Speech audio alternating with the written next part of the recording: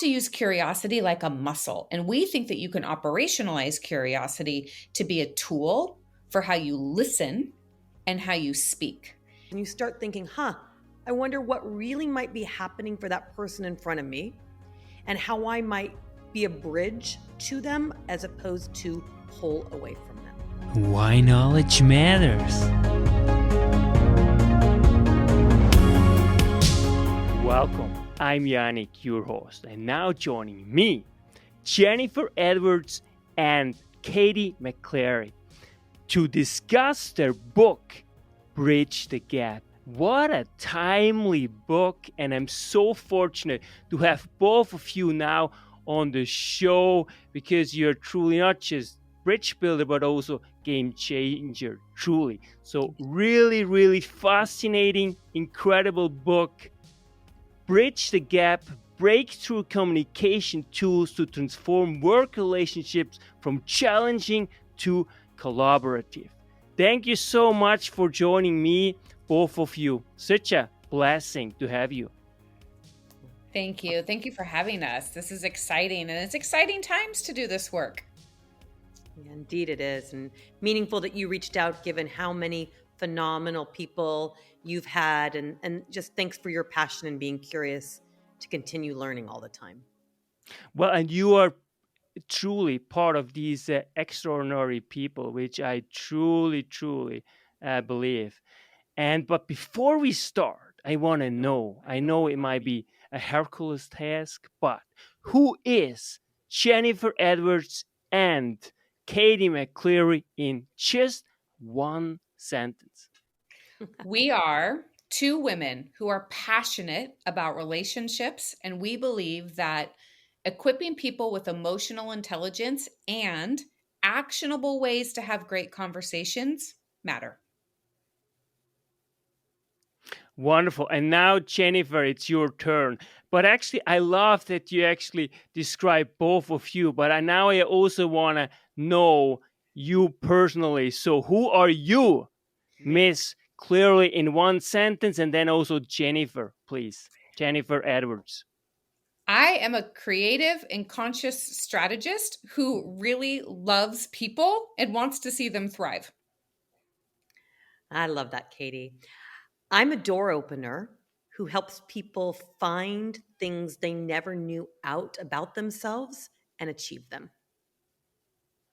That's beautiful. And as much and as wonderful your book is, I also truly find wonderful your story.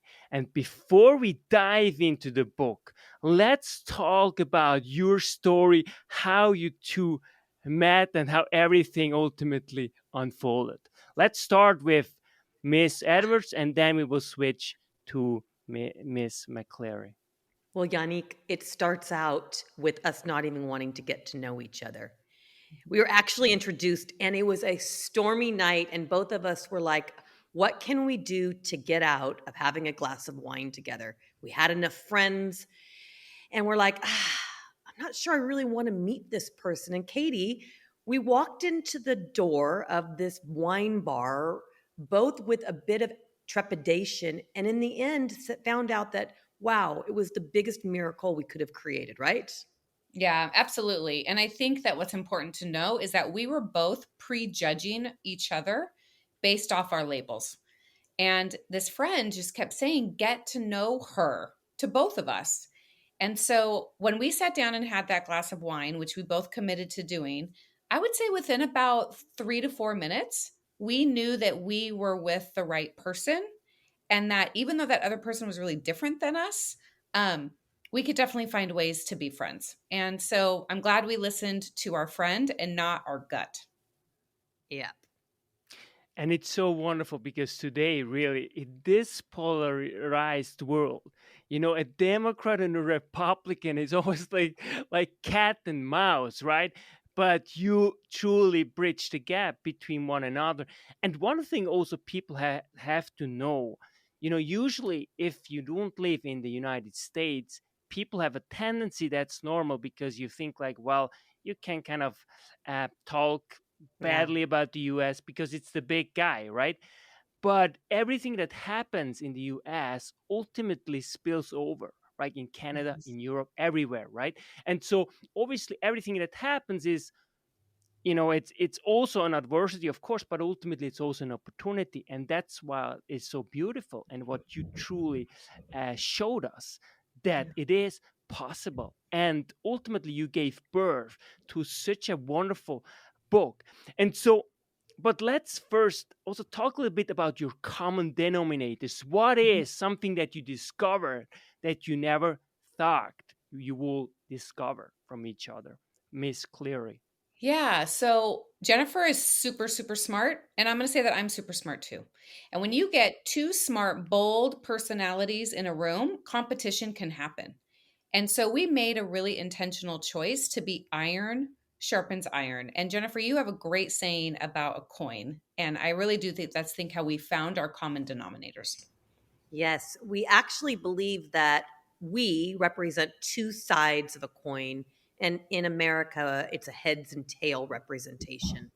But Yannick, as you know, how much actually separates the coin? Millimeters. And it's really how we found out that we actually were more in common than we ever knew. Our values were the same: opportunities for all, scholastically. We wanted people to have health care. We believed in entrepreneurship. We believed in freedom. And we believed that each person has a right to have life and have dignity in their life, is what I mean. And you know what? We just found out we were going about it in different ways, and that the gap we were looking to bridge was bridgeable. Mhm. And so often in America, we're just focused on differences. But when Mhm. you get to that end game, we all want the same thing. We do. It's beautiful, and that's also why the U.S. everything that really comes out the U.S. is just so astonishing, right? Because it's like the friction that somehow creates something new, right? It's what engages us, and truly what you displayed, becoming creative, curious, right? And that's wonderful. We have to remember our shared purpose. And in America, we have to keep remembering our shared purpose because polarization is going to tear us apart. Yes, it is. It's so important. I think everything we have, in the Western world is just unbelievably, uh, you know, beautiful, in Mhm. terms of opportunities we have. Of course, it can vary, but if you look at the small wins, if you look at what we actually have, with an abundance mindset, not with a luck mindset, then truly, and that's why always the US has always been a role model and still is, in so many ways, and so that's why it's not just for people in the US, but it's also important for other people, outside the US, what it actually, can give to us. But now just a short and quick question is, what brought you, generally speaking, to entrepreneurship and business? You advise businesses, Fortune 500 companies. You are yourself an entrepreneur, Katie McCleary, Jennifer Edwards. You consult, and you are also part of a venture capital firm. So, what brought you in the first place in entrepreneurship and business? Go Well, for it, we Jen. like okay, you want me to take it? Okay. So we like to think of the fact that business, it's actually a lot like a game. We're actually all playing a game. And in a game, our goal as entrepreneurs and leaders is to bring our best, highest selves to the work. And so when Katie and I entered entrepreneurship from very different paths, Katie in a nonprofit path, making an enormous difference in literacy across the region and the nation, and me much more from a business, traditional business side, we found each other and realized that the one thing we knew that would elevate business leaders and create more prosperity, more less suffering in the world is if we could teach people how to equip what we call their human suit, this thing that we can't zip on and off. If they could equip their human suit with greater curiosity, greater emotional intelligence, and a stronger ability to collaborate meaningfully. And so that's what brought us each individually and then together, Katie, wouldn't you agree, to want to do this business venture and make an impact? I think we live at the intersection of prosperity and purpose. And that is one Mm-hmm. of the best things about being in America, right?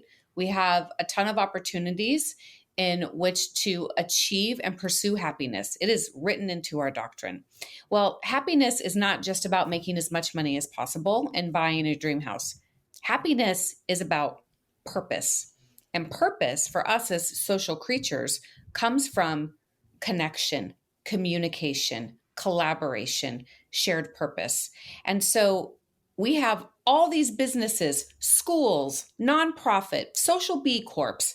We're all trying to just make a better life for ourselves. And it all starts with communication and collaboration. And so we decided to start the business from that mentality. And I think it's worked really well. It's beautiful because it's so true, right? Whatever you talk, it's all ingrained in our social relationships, right? And so if you get them right, if you start actually applying the tools that you propose and you start striving, right, everything becomes an opportunity instead of kind of a really a headache, right? Because oftentimes, the hardest thing for people is going to the job, and there's always conflict, Yeah. always misunderstanding. It's so hard, even small things, right? It really screws your work relationship completely up, right? And your quality of life, because you bring it home, right? You can't leave it there. That's the thing. It's everything is integrated, even though we're talking about life balance, but it's really somehow integrated. And what you're doing, obviously, I can tell, I can feel you're truly living the purpose what you're doing, right? Because that's not just a business, but as you say, it's actually a game, right? It's actually life, business of life, because it's about creating and cultivating relationships, connections, right? That makes us truly human. Beautiful. So let's dive specifically into the book. And just to give us some context, let's start with the beautiful story of Amy. Katie, why don't we Yes. give it a go? So your biology and your psychology, so your mind and your brain, are working in concert together to create your human experience.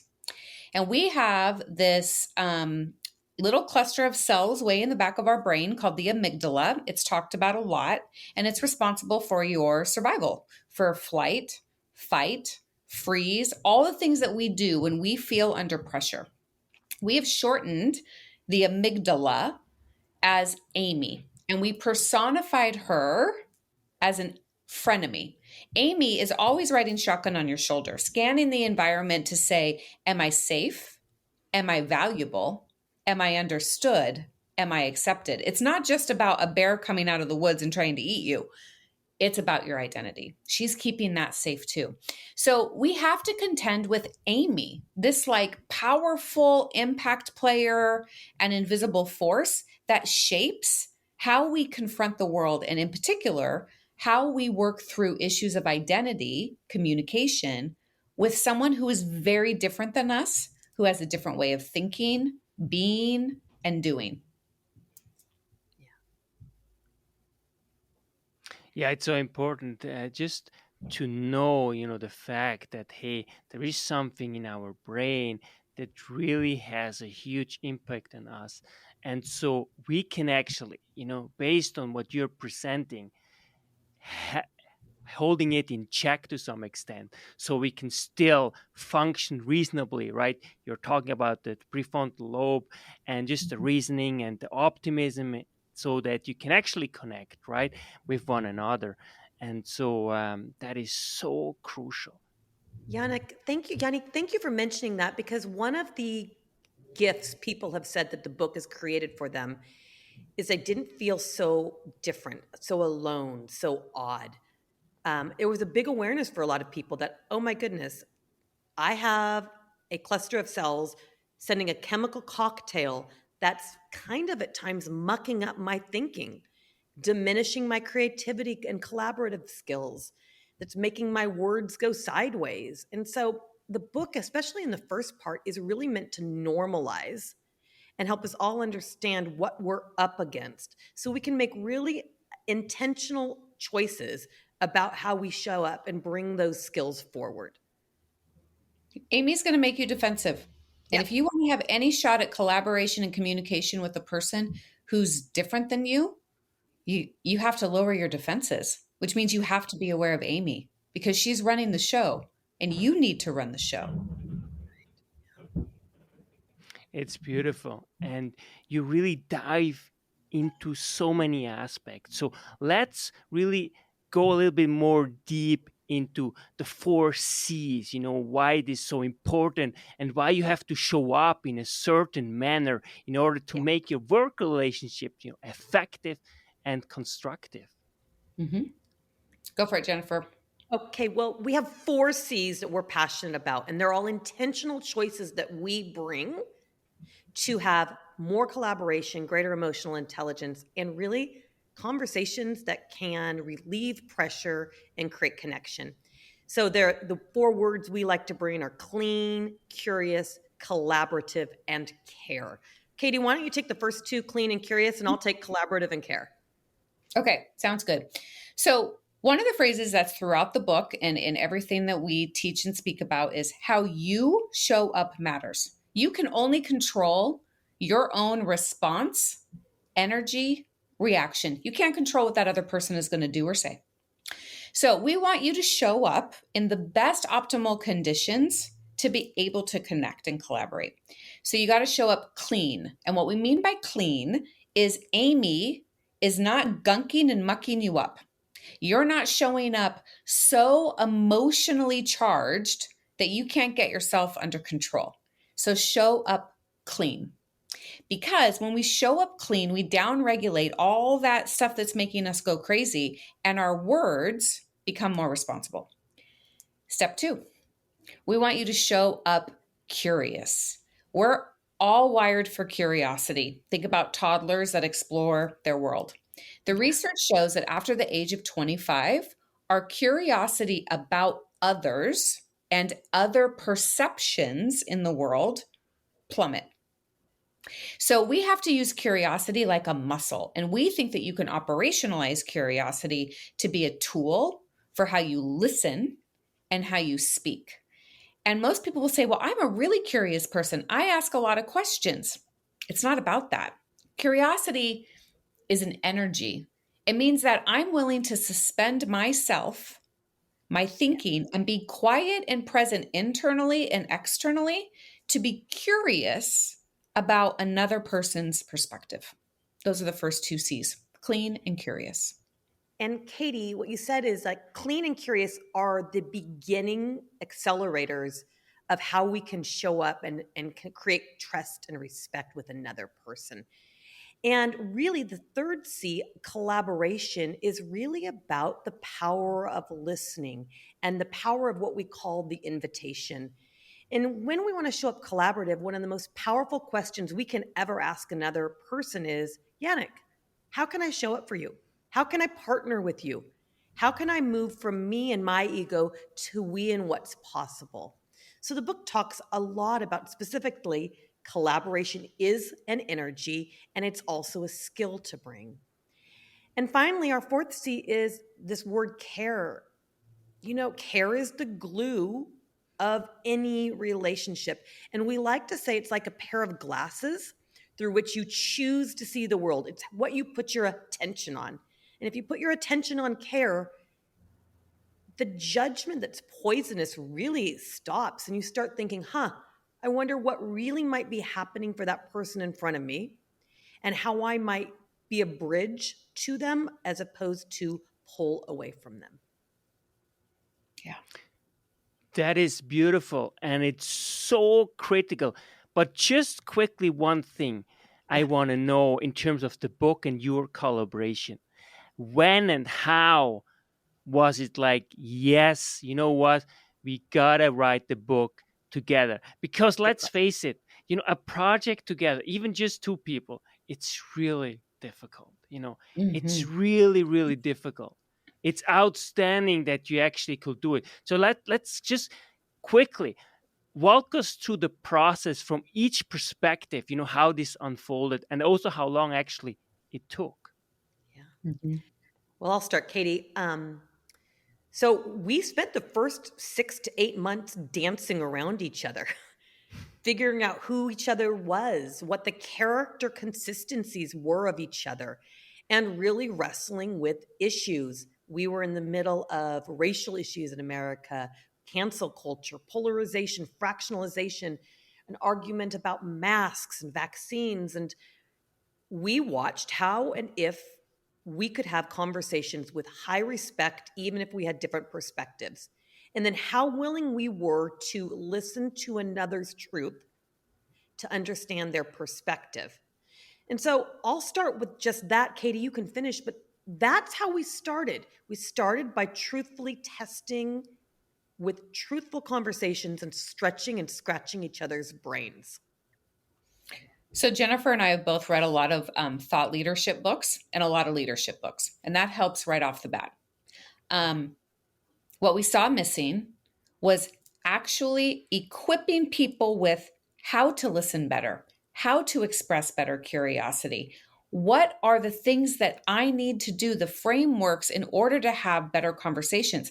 A lot of things out there are very abstract and esoteric. They'll tell you why you should listen, why you should go have that tough conversation, but there's not sentence starters, conversation frameworks of how a conversation moves through emotions. How do Mm-hmm. I express emotional intelligence? So we wanted our book to be different and tangible with a tool. So every time when we were writing this book, which is a huge collaborative project, it is painstakingly hard Yeah. to write a book. That so if you haven't written one, it's painstakingly hard. So we used every tool that we told our readers to use with each other and tested it out. And we practiced what we preach. And then we Still began today. to just put tools to it. Yeah. Um, People want to be told what to do. I know that sounds weird, but people want to be told what to do, especially when they're under pressure and their brain is going wacky. And they got to be able to access that in that moment. And so we wanted to give them that. And Yannick, just because we wrote the book doesn't mean we're perfect. We use these tools Yeah. every day to bridge gaps between ourselves. And we use them proactively to prevent tension, prevent the splitting that might happen between us. And I think that that's something Katie and I've talked a lot about is that you don't learn in your childhood, you don't learn around a kitchen table, and you don't learn in your schooling. And so these are really tools that once put in your mind, and if you focus on them, grow and expand and change the way you see the world and therefore your relationships. I mean, I can't agree more.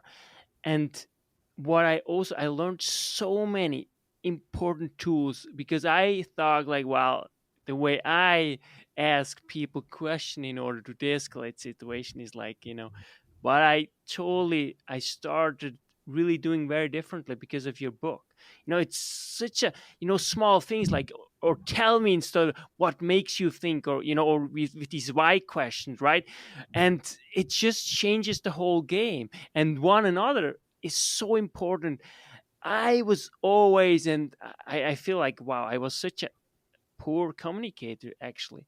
But reading your book, I I just like, wow, that really works. So usually you always say, well, I'm doing good. However, or but, but now you just say, well, I'm doing good, and I'm feeling a little bit pissed off because so that's really, even though like it sounds like a contradiction, but it's not, right? Because in life we have to deal with so many things. It's like where we pay attention to, right? And it's still you're truthful to yourself and also to the other, to open this up. It's so wonderful. So how do you do it? How did you change it?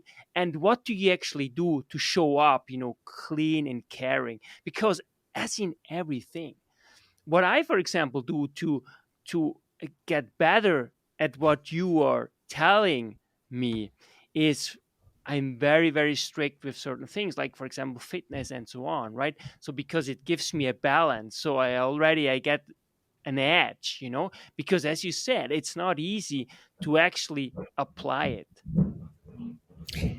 So we have a couple things. If there is negative energy that either of us feel between each other, we go and have a conversation within 24 hours. And the sentence starter is this: I felt something between us the other day. Could we talk about it? And if there is energy between us, could we clean it up? If you let it fester, you build stories about it, breakdowns are going to get worse and drama is going to happen. So that's one rule. You are also speaking to another rule that we practice pretty religiously, which is and over but. Very rarely do you need to say the word but. It's almost always an and. And it changes the dynamic between collaboration and also a disagreement between two people. So when you use and instead of but, you're saying two things can be true at the same time. I'm including your opinion. I'm including how two emotions feel at the same time. And it just opens it up for more possibility. What are some other things we do, Jennifer? We do another thing, and that is we offer each other a ton of grace when we're exhausted and don't make up stories about each other. And we have a sentence we'll say to each other. We'll say, "Hey, my exhaustion or I've is high, or I've run out of words today, and I need to hit pause. Can we pick this up tomorrow?" And we're really clear that that's because we're asking our brain to show up optimally and to not show up reactively. So we call it out all the time. And one other thing we're really committed to doing is to honoring the way each of us process information. Katie processes information more in story. I process information more in very linear ways. So we take time to hear how each of us need to process information, and it gives us a more full, rich tapestry to work off of. Mm-hmm. And what do you do as a daily routine in order to actually keep this up? Because I know you both, Miss Edwards, you have 3 children, and Miss Clary, you have 2 children. So you're very busy. What do you do besides obviously applying your incredible book? We pretty have a strong morning routine, and they're very different routines. I'm up at 5. The trainer is here at 5:30, and I'm working on high intensity lifting. And I walk 20,000 steps a day is my goal, 5 days a week. So I'm pretty clear, and those 20,000 steps are either about quiet or about learning, because my mind in the work needs to be present, fresh, and very, very clean. So I'm careful about that. I get up in the morning and I want a full hour and a half to 2 hours before my first meeting. So I also write for 7 minutes in the morning. 7 minutes, I write about anything, anything that bubbles up. I feel like it's a clearing out, and it helps me just understand what's going on with me internally. I also meditate. I do a lot of bird watching as my form of meditation. So I'm trying to protect brain space, because when I start to stack up everything that is on top of me for the day, everything Yeah. that has to be accomplished for my kids and my family, the stress starts to hijack me. And then Amy is in action and I want to pull away. So protecting my brain space is utterly crucial to keeping me on track. And then I think between the two of us, we check in a lot during the day. And they're tiny little notes. Not everything requires an hour-long conversation. It's dropping a line, a text here or there. And if we don't have anything together for that day, it's also just checking in with each other. Hey, thinking about you, gorgeous. Have a wonderful morning. Let me know how I can help. It's those little things that keep us also connected in our really busy world. That's the care. Yeah. Care is the glue. And then I'm going to add one small silly thing, Yannick. We both are committed to sleep. Yeah. We really are committed to sleep, water, and we're both really great eaters. And so those things matter. Our body is needs to be fueled and fueled for optimal performance, both for ourselves, for our partners, our children, and for our clients. So it matters. It's so important because nothing comes without a price. And I think that's also important, you know. I think if you are outstanding and that I clearly, truly find that you are truly outstanding, that's the work, right? That we usually don't see. And that's is so important for the audience, for everything in the world, right? That people, whether you're in business or not, if you really want to be a trailblazer, then you have to put your work in and you have to make sure that your temple you really care, Yep, about your temple, and it's very much. beautiful. I love the way you approach everything, so it truly makes sense.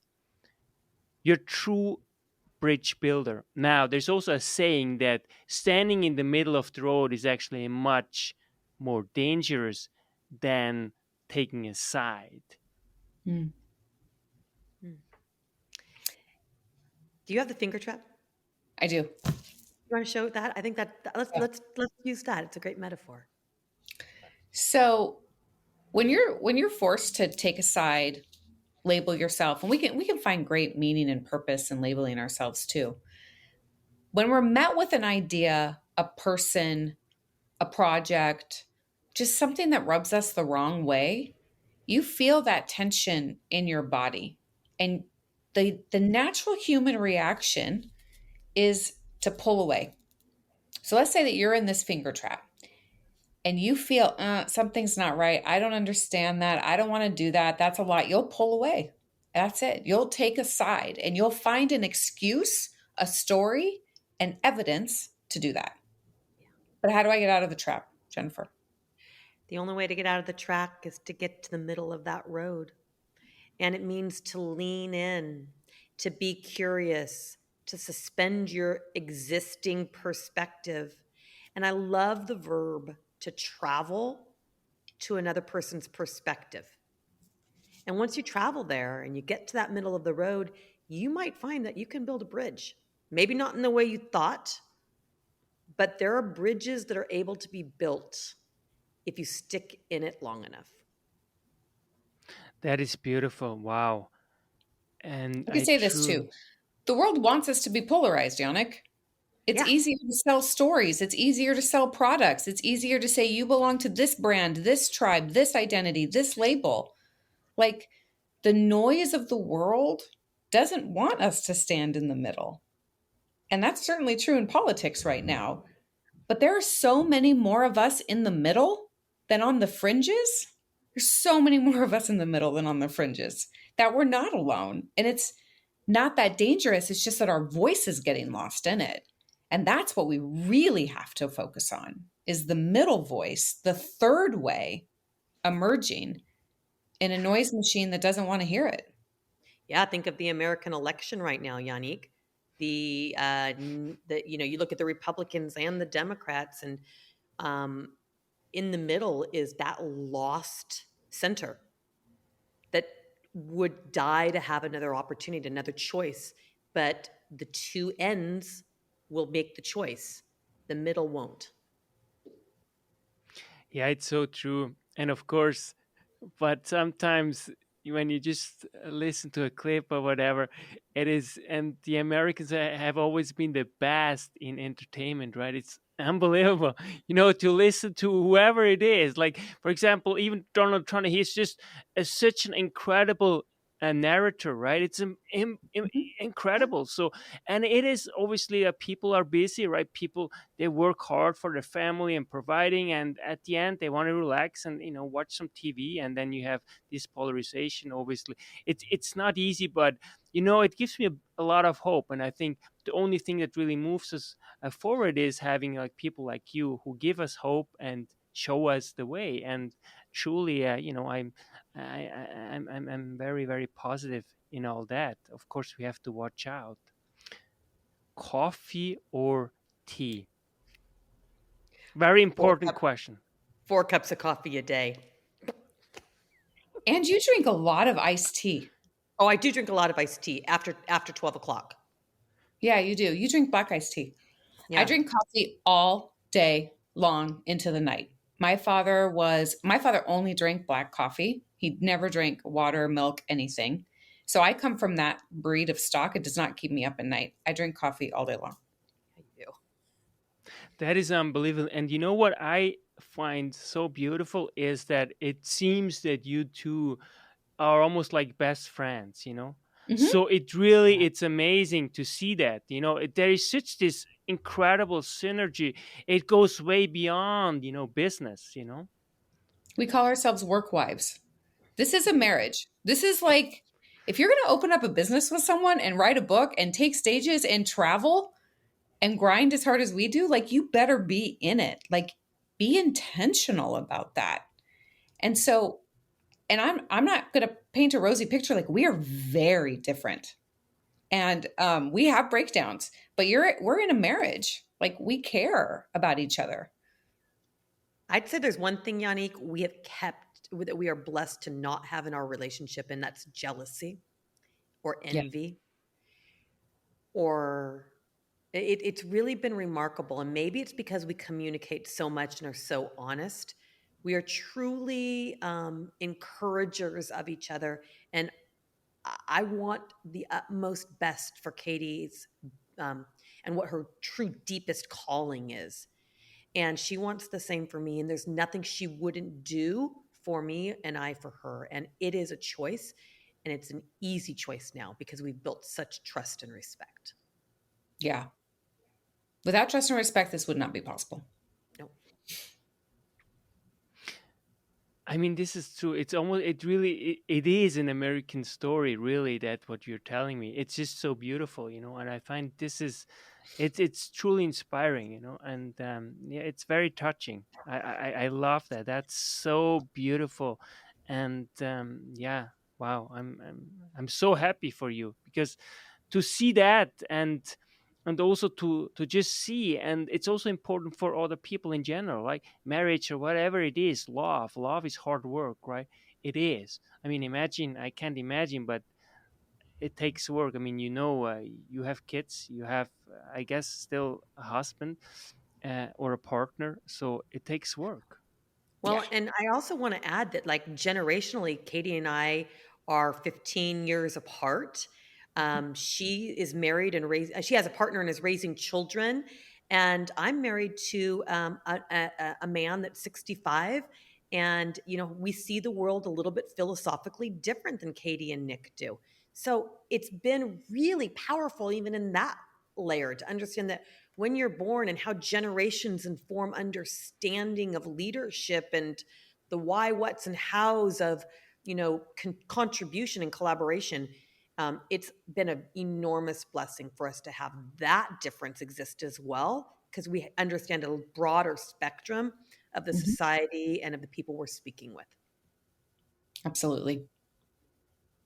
And especially too, I mean, today with all this ageism, you know, it's so problematic, right? Because what really makes us so much stronger if you learn from younger, but especially also older, because experience, let's face it, experience makes a difference, right?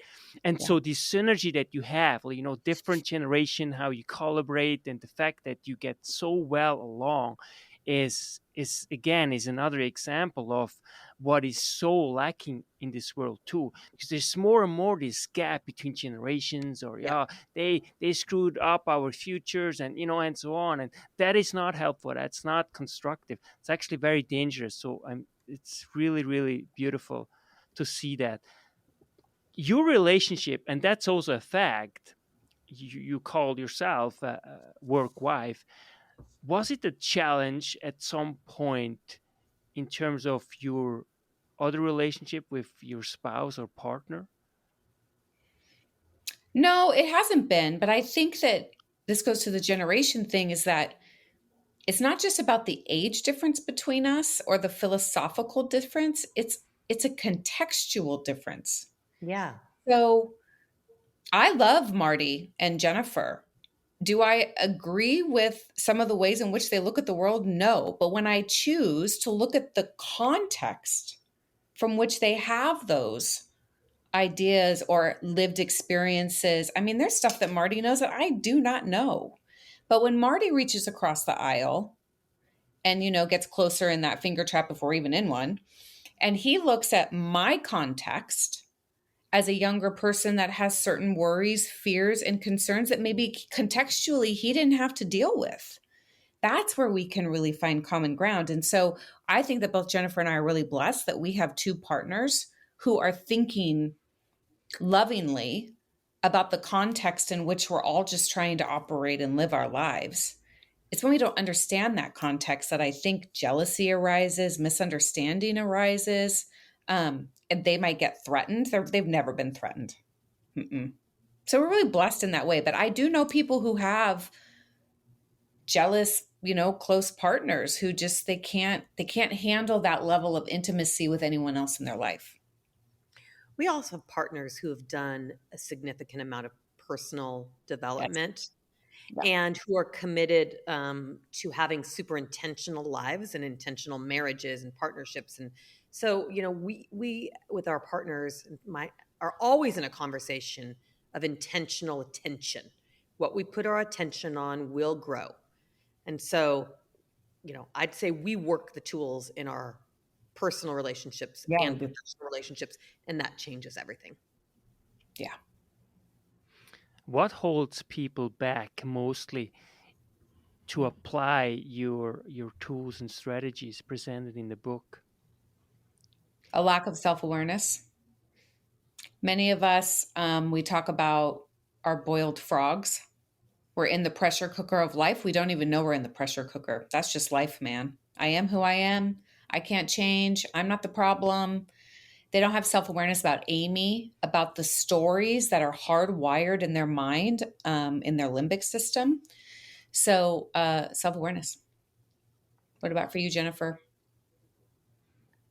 Sometimes I feel like it's easier to sleepwalk through life as opposed to be very awake.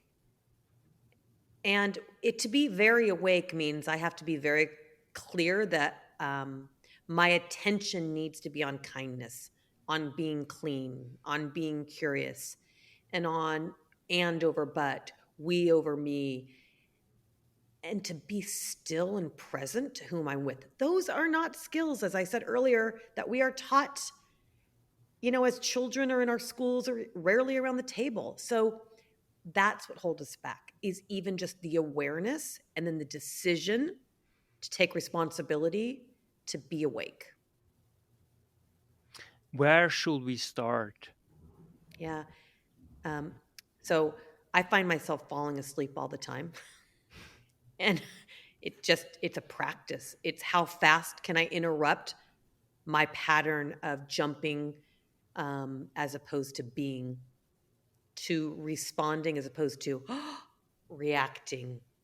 And so it's truthfully about surrounding yourself with people who hold you capable to greater behavior, greater emotional intelligence, greater partnership, greater communication. And one thing I love about Katie is that should I and when I do fall short of that agreement we have, she doesn't hesitate to say with love and care, "Hey, Jennifer, would you like to reconsider that?" Katie, where would you say people fall short? Well, I think one thing to do to grow like self awareness and is to just be really honest with yourself about what you want the outcome to be. Yeah. And I think that you have to have somewhat of a heart for a greater shared outcome rather than your agenda driven outcome. So, at some level, humans, they need to have the foresight and be able to travel to the future to have vision about what's a great outcome for all, or for at least the context in which I'm in. And then work backwards from there about how you're showing up in it.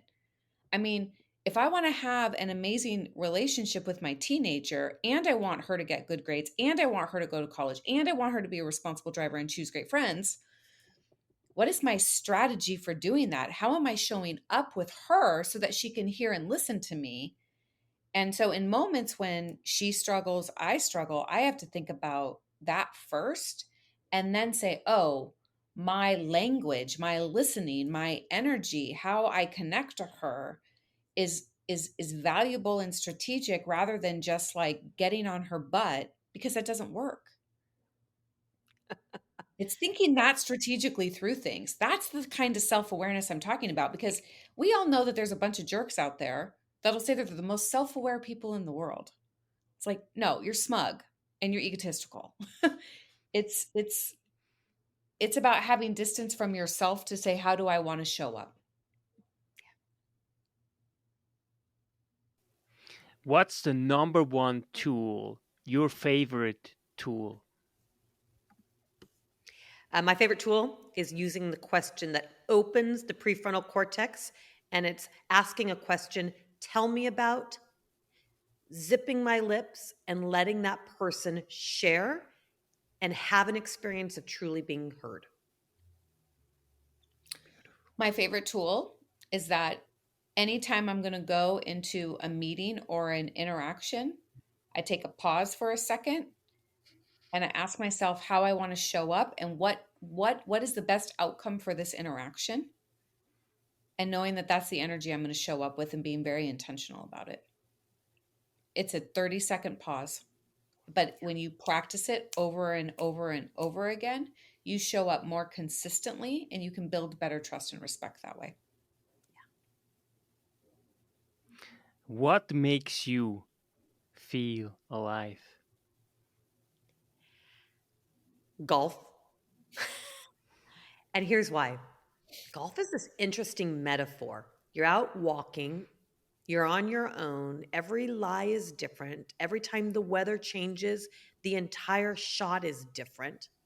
And it's all about mastering both the art and the science of your swing. And the swing is a metaphor for how am I going to show up right now?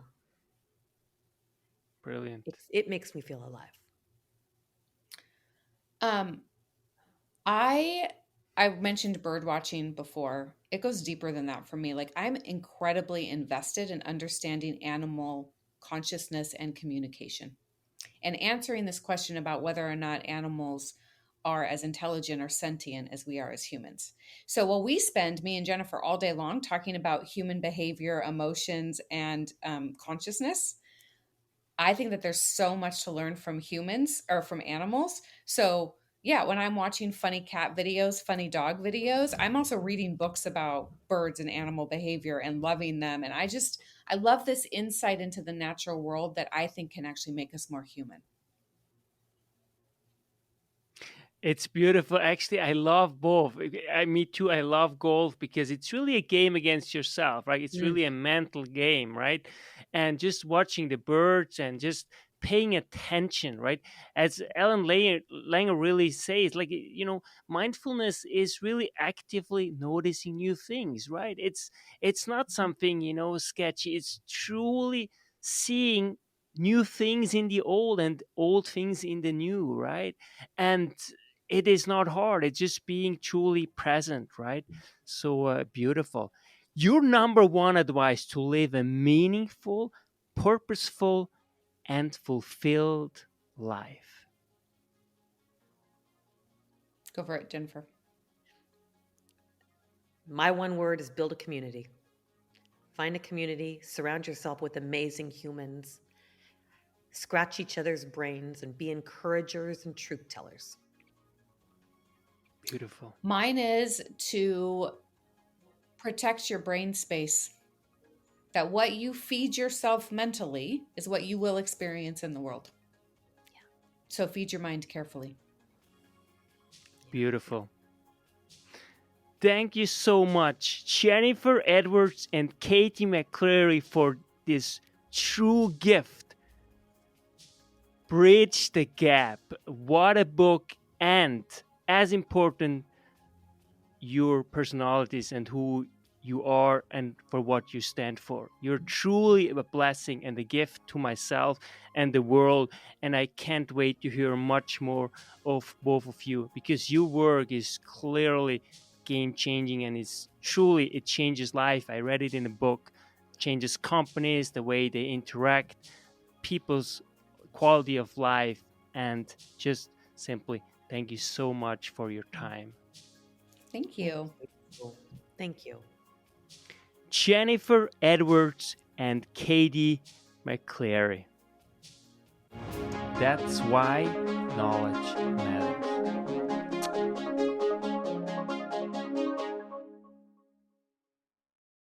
Make your life a masterpiece.